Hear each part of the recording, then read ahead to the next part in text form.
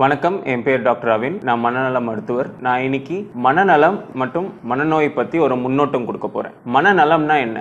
மனநலம் எப்போ சொல்லுவாங்கன்னா, என்னோட சிந்தனை, என்னோட உணர்ச்சி, நடத்தை எல்லாம் ஒரே கோட்டில் இருக்குது அப்படின்னா அது மனநலம் அப்படின்னு சொல்லுவாங்க. உதாரணத்துக்கு, நான் ஒரு சூழ்நிலையில் இருக்கேன்.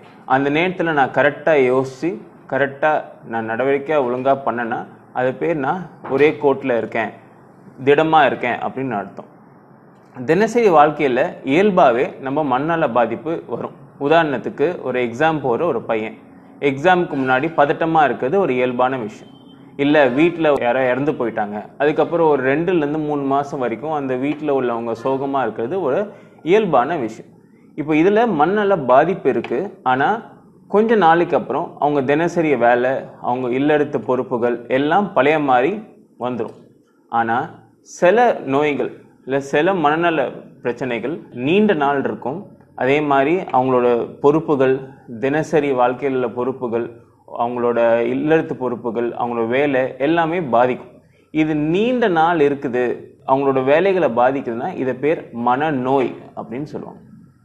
இப்போது இந்த மனநல பற்றியும் மனநோய் பற்றியும் நிறைய பேருக்கு நிறைய குழப்பங்கள், தப்பான புரிதல்கள்லாம் இருக்குது. உதாரணத்துக்கு, மனநல பாதிச்சு உள்ளவங்க எப்பயுமே மனநல பாதிப்பாகவே தான் இருப்பாங்க, வாழ்க்கை பூரா இப்படி தான் இருப்பாங்க. அப்படி கிடையாது. நிறைய பிரச்சனைகள், நிறைய மனநல பாதித்தவங்க நல்லாவும் இருக்காங்க, அவங்க வேலையில் நல்லா பண்ணுறாங்க. மாத்திரை சாப்பிட்டுட்டு அந்த ரசாயன மாற்றங்களை திருப்பி பழைய மாதிரி கொண்டு வந்துட்டு அவங்க இல்லறத்து வாழ்க்கை, அவங்களோட தினசரி பொறுப்புகள், அவங்க சமுதாய பொறுப்புகள் செய்வாங்க. ஸோ மனநல பாதித்தவங்க கடைசி வரைக்கும் அப்படியே தான் இருப்பாங்க சொல்கிறது கரெக்ட் கிடையாது.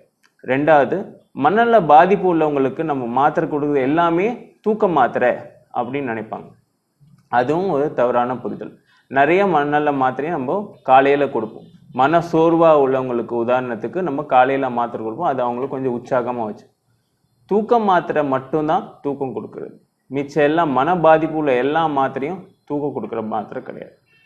மூணாவது புரிதல், தற்கொலை முயற்சி பண்ணுறவங்க இல்லை தற்கொலை பண்ணவங்க எல்லாருமே மனநோயாளி அப்படின்னு நினைப்பாங்க. அதுவும் ஒரு தவறான புரிதல். எல்லா மனநோயாளியும் தற்கொலை பண்ணுறது வாய்ப்பு இல்லை. அதே மாதிரி எல்லா தற்கொலை பண்ணுறவங்களும் மனநோயாளியும் கிடையாது.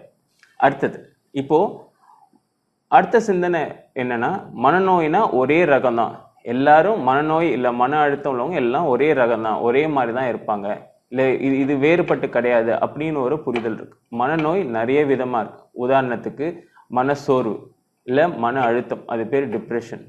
இருதுருவ மனநோய், அது பேர் பைபோலார். பதட்ட நோய், ஆன்சைட்டி டிசார்டர். மனச்சிதைவு, ஸ்கிசோஃப்ரீனியா. அது இல்லாத குடிப்பழக்கத்துக்கும் போதை பழக்கம் அடிமையானவங்களும் மனநோய் அடியில் வருவாங்க.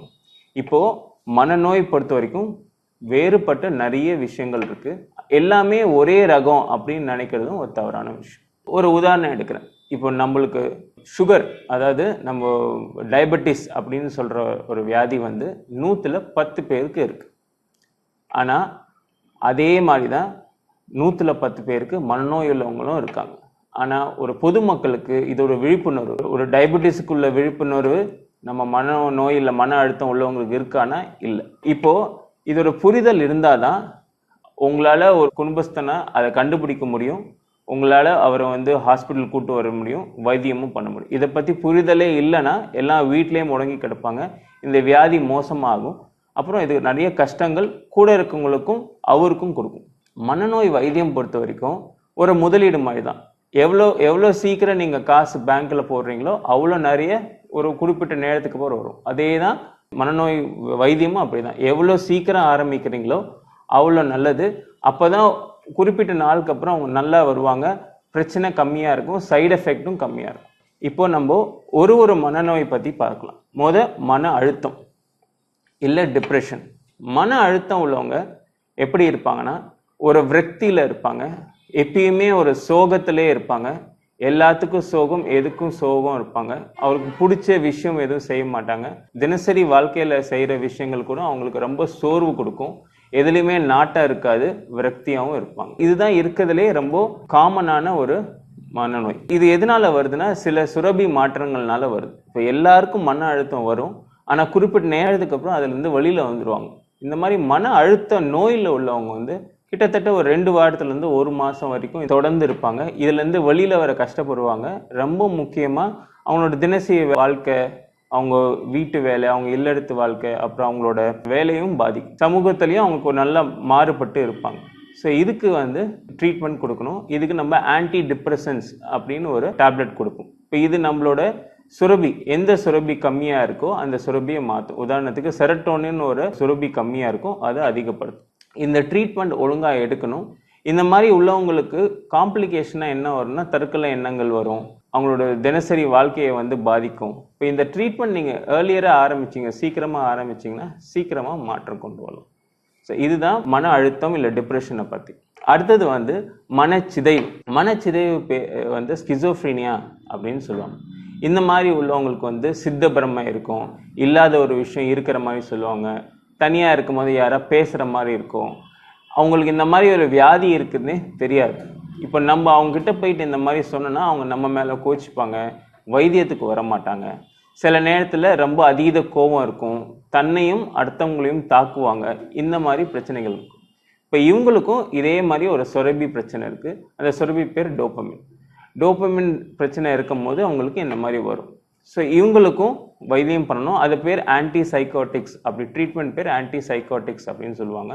இதை கொடுத்தோன்னா இதை ஒரு குறிப்பிட்ட நாட்கள் எடுத்துக்கிட்டால் ஓரளவுக்கு சரியாவாங்க. லேட் ஆக்குனீங்கன்னா ட்ரீட்மெண்ட் சரியாகிறதுக்கு நேரம் ஆகும். அப்போ தான் இந்த கூட இருக்கவங்க சொல்லுவாங்க, இந்த பிரச்சனை சரியாக மாட்டேங்குது, வெறும் சைடு எஃபெக்ட்ஸ் தான் வருது, ட்ரக்கில் நிறைய நாள் பிரச்சனை இருக்குது, இது சரியே ஆகாது. இந்த மாதிரி சொல்கிற காரணம் இதுதான். அடுத்தது பதட்ட நோய். பதட்ட நோய் நிறைய விதம் இருக்குது. அதில் பதட்ட நோய் பொது பதட்ட நோய். அதாவது எல்லாத்துக்கும் பயம், எதுக்கு எடுத்தாலும் பயம். அதாவது உதாரணத்துக்கு அவங்க ஹஸ்பண்ட் ஒரு 5 நிமிஷத்தில் வரேன் அப்படின்னு சொல்லிட்டு போயிருப்பாங்க. அது ஒரு 10 நிமிஷம் இல்லை 7 நிமிஷம் ஆனோடனே அவங்களுக்கு பயம் ஆயிரும். என்ன பயம்? எதுவும் ஆயிடுச்சா, ரோட்டில் எங்கேயோ விழுந்துட்டாரா, அவருக்கு என்ன ஆச்சு, இந்த மாதிரி அதீத பயம் வரும். இல்லை நம்ம ஒரு இடத்துல நிற்கிறோம், ஒரு லைனில் நிற்கிறோம், ஒரு ஏடிஎம்மில் லைனில் நிற்கிறோம்னா நடுவில் யாராவது வந்துடுவாங்களா, நடுவில் யாராவது வந்தால் நான் எப்படி சமாளிப்பேன், இந்த மாதிரி தேவையில்லாத பயம் இருக்கும். தேவையான ஒரு பயத்தை பெருசாக்குவாங்க, தேவையில்லாத பயத்தையும் மனசில் எடுத்துப்பாங்க. இதுக்கும் ட்ரீட்மெண்ட் இருக்குது. ஆனால் இதுக்கு மெயினாக ஒரு ரிலாக்ஸேஷன் எக்ஸசைஸ், ப்ரீத்திங் எக்ஸசைஸ் இல்லை யோகா, இதெல்லாம் யூஸ்ஃபுல்லாக இருக்கும். ஏன்னா இந்த மாதிரி பொது பதட்ட நோய் அவங்களோட குணாதிசயத்திலேயே ஒட்டிக்கும். ஸோ எல்லாத்துக்குமே அவங்க பயப்பட ஆரம்பிப்பாங்க. ஸோ இதுக்காக ரொம்ப நாள் மாத்திரை கொடுக்கறதோட கூட நம்ம மூச்சு பயிற்சியும் யோகா கொடுத்தீங்கன்னா இன்னும் ஒரு பெட்டராக இருக்கும். இந்த மாத்திரையும் நல்லா வேலை செய்யும். அடுத்தது எண்ணம் சுழற்சி நோய், ஓசிடி உள்ளவங்க என்ன பண்ணுவாங்க, ஓவர் திங்க் பண்ணுவாங்க. அதாவது ஒழுங்காக பூட்டினா இல்லையா, இல்லை ஒழுங்காக கேஸ் மூடனா இல்லையா, பணத்தை திருப்பி எண்றது. இதில் என்ன விஷயம்னா அவங்களுக்கு தெரியும் நான் ஒழுங்காக பூட்டிட்டேன் அப்படின்னு தெரியும். ஃபர்ஸ்ட் டைம் இல்லை செகண்ட் டைம் பண்ணும் போதே அவங்களுக்கு தெரியும். ஆனாலும் அவங்களுக்கு ஏதோ ஒரு நெருடல் இருக்கும், அதை திருப்பி பண்ணாதான் எனக்கு நிம்மதி அப்படின்னு நினைப்பாங்க. உதாரணத்துக்கு அவங்க ஒரு பப்ளிக் டாய்லெட்டில் போயிட்டு கை கழுவுறாங்க.